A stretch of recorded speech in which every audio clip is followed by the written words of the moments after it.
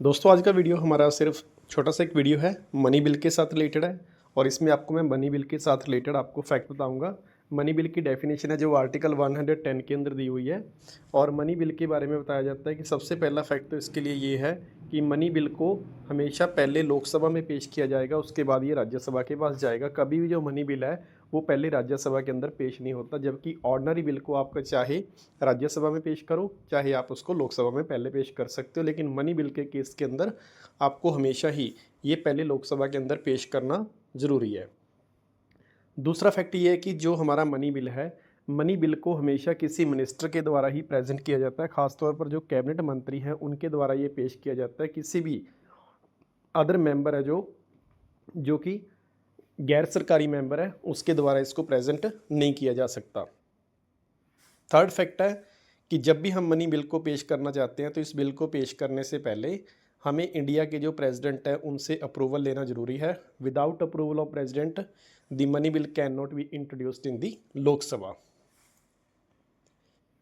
Fact number 4, Rajya Sabha के अंदर इस बिल के अंदर किसी प्रकार की अमेंडमेंट या उसको रिजेक्ट करने की इसके पास पावर नहीं होती।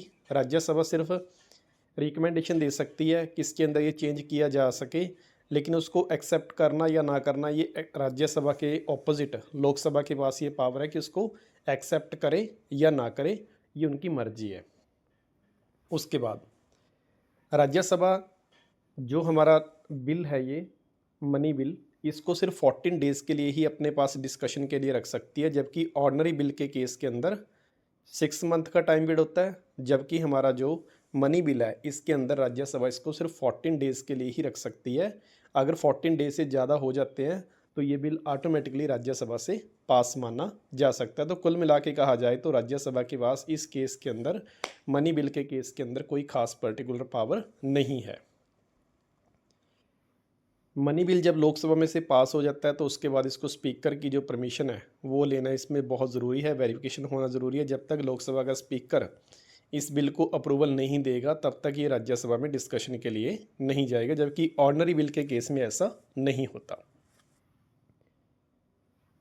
अगर सपोज करो कि कोई मनी बिल के खिलाफ ओपोजिशन पार्टी मोशन लेके आती है उसको रिजेक्ट करने के लिए, अगर वो मनी बिल ओपोजिशन पार्टी द्वारा रिजेक्ट किया जाता है 2/3 मेजोरिटी ऑफ लोकसभा के साथ, तो इसके साथ ही गवर्नमेंट को रिज़ाइन देना पड़ेगा। ये बहुत ही इंपॉर्टेंट आपके लिए फैक्ट है। उसके बाद इंडिया का जो प्रेसिडेंट है, बिल को लोकसभा और राज्यसभा में पास होने के बाद जब अप्रूवल के लिए राष्ट्रपति के पास जाएगा तो राष्ट्रपति इसको पुनर्विचार के लिए लोकसभा में वापस नहीं भेज सकता कि इसके ऊपर दोबारा डिस्कशन किया जाए। तो राष्ट्रपति को फर्स्ट टाइम के अंदर इसके ऊपर सिग्नेचर करना मैंडेटरी है। तो ये कुछ फैक्ट्स हैं मनी बिल के साथ रिलेटेड, और इसका आपको आर्टिकल याद रखना है। इसका जो आर्टिकल है वो आपका 110 है। और जो आर्टिकल नंबर 109 है उसके अंदर ये बताया गया कि मनी बिल को पास करने का जो प्रोसीजर है वो स्पेशल है। इसकी जो व्यवस्था है वो इंडिया के कॉन्स्टिट्यूशन के आर्टिकल 109 के अंदर दी गई है। तो ये कुछ फैक्ट्स थे जो कि मनी बिल के साथ रिलेटेड थे।